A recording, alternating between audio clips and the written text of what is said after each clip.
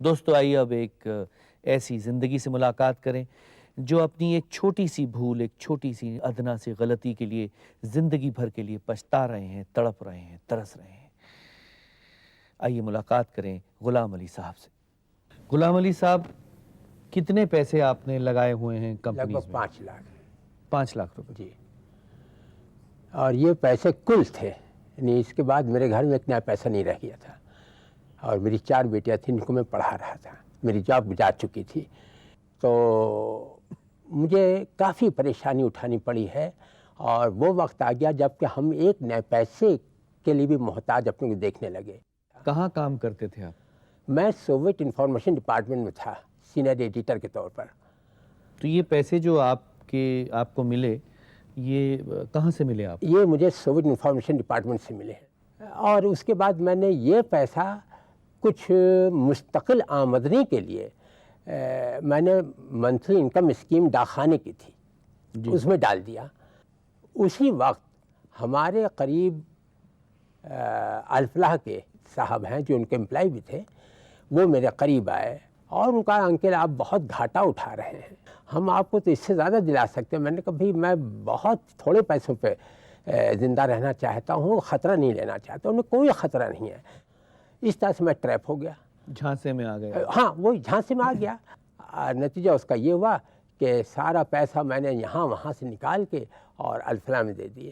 اچھا معاف کیجئے گا غلام علی صاحب، اسلام میں تو جو انٹرسٹ لینا ہے جی، یہ حرام مانا جاتا ہے، لیکن اس کمپنی کے لیے کچھ ملاؤں نے فتوے بھی جاری کیے، کیا یہ سچ ہے؟ ہاں بالکل سچ ہے۔ اس میں سب کے کوٹیشنز ہیں، سب ملاؤں؟ سب کے، اور اس میں مطلب کسی ایک نے، مجھے نام یاد نہیں آ رہا، کسی ایک نے کہا چیئرمین کے لیے جواز صدیقی سر سید دورہ ہیں۔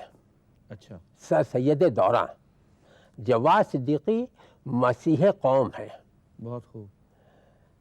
اتنی اونچی اونچی خطاب دے رہے تھے اور ہر طرح سے کنوینس کر رہے تھے کہ یہ طریقہ خالص اسلامی ہے، اس میں کوئی گناہ شامل نہیں ہے۔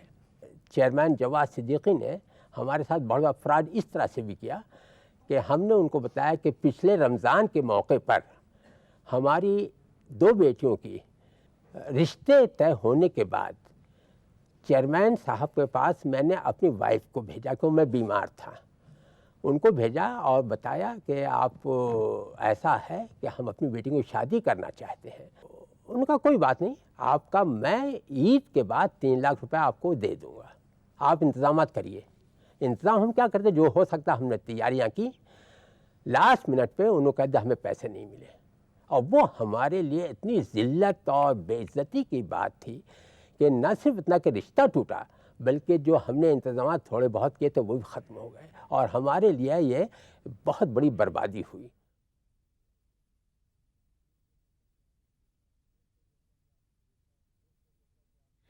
دوستو جیسا کہ آپ نے دیکھا کہ ان زندگیوں کے منصوبوں کو، ان زندگیوں کی خواہشوں کو، ان زندگیوں کے خوابوں کو کیسے کچھ لالچی، مکار اور دھوکے بازوں نے خاک کر دیا، برباد کر دیا۔